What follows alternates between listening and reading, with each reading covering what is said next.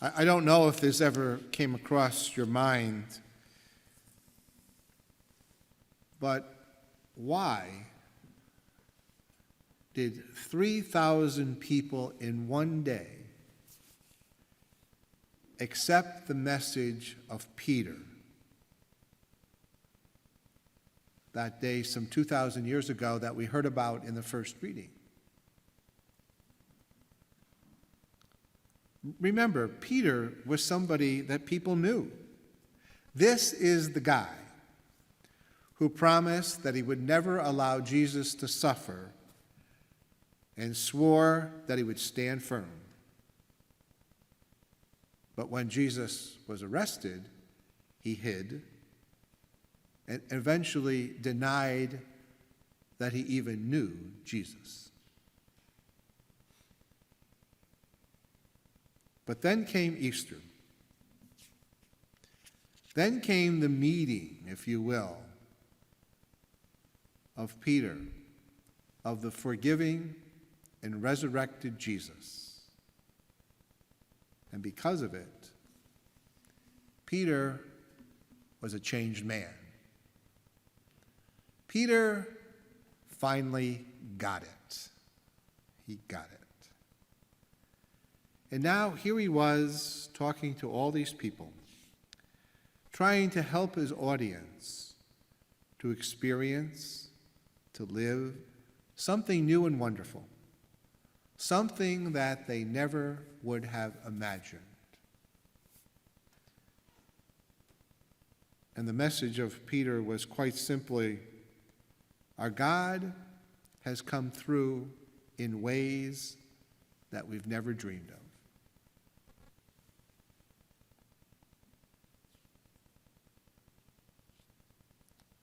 Peter was changed, and people knew it by the way he talked, by the enthusiasm that he had for the message, for the enthusiasm he had that was joy-filled, that was caring, not only for this crowd of people around him, most of which he probably didn't know, but also for us.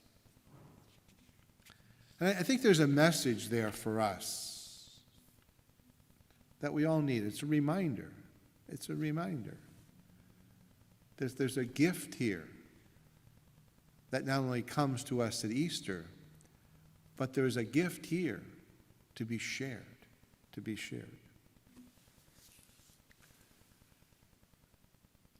When these pictures first came in, I had an immediate reaction to these pictures.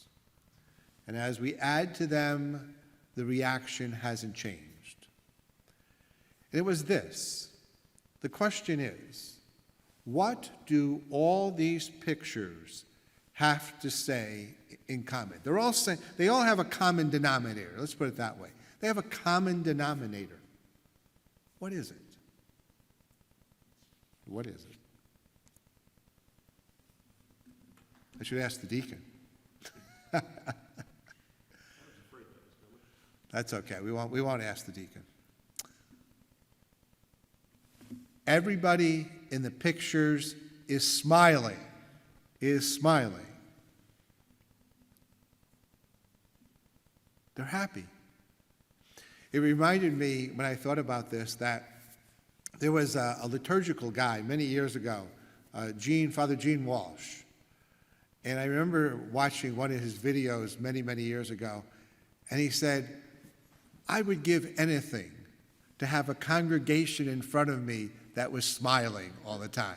Now, we know that's a little impossible, but they were happy. They were happy. And that's what we see here. That's what we see here. And that's what Peter and the disciples were like.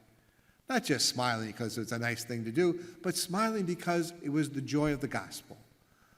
The joy of sharing that this resurrected Jesus had something to offer, not only in his life, but in his death and through his resurrection, has something to offer all humanity for all times, and for us, the people of this time.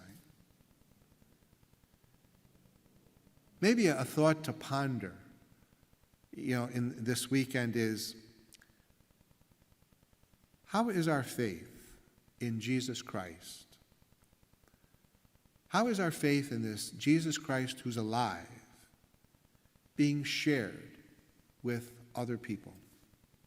With one another, but with other people, day after day. In some ways that does hopefully elicit a joy that we share, but also a joy for them.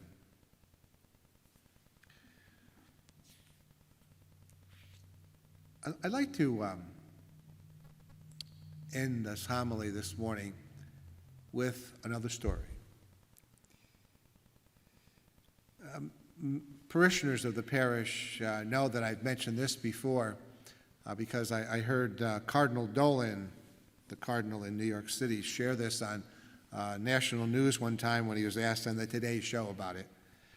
He said, he was asked, Cardinal, when somebody comes up to you when you're walking the streets of New York with his security team, of course, and somebody wants some money, some food, and what do? He goes, I always have, I don't know if he said this, but gift cards, like McDonald's, Burger King, that type of thing. He goes and I give them the gift cards they can go and use at a local place in town. Well, the other day, someone shared a story with me. They told me that they were at a big box store, and they were leaving the store, and they were in their car, and they came to an intersection where there was a light, and they had to wait. And there was the driver, they said, and right there, to their left, was a homeless person with a sign that said, homeless, need food. And the person said, I didn't do anything. The person said I was a little guilty that I didn't. He said, I didn't even look over to the left. And then the light changed, he said, and he went through it. He said, but this was still on my mind, this homeless person back there. He said, as I was driving down the road, I saw a fast food place. He said, I drove in, made his order. His order was a couple of gift cards. And then the person said to me, I bought the gift card, a couple of them, he said, but one was to give to that person. He said, so I drove back. And he said, I drove up to the guy, and he didn't say anything to other than, here's something to help you. The guy thanked him. He went his way. But the person said to me, I felt pretty good about it. It brought a little smile to my face. And I said to him, I'm sure it brought a smile to that guy's face too. It didn't matter what religion this guy was. It really didn't. But my guess is that religion didn't play a big part. Caring did. Call it a gift from God. Because somewhere in the midst of that interaction was God, was faith in action. And I would suggest that maybe because of the actions of one, a few people at least were much more happier because faith was put into action that day.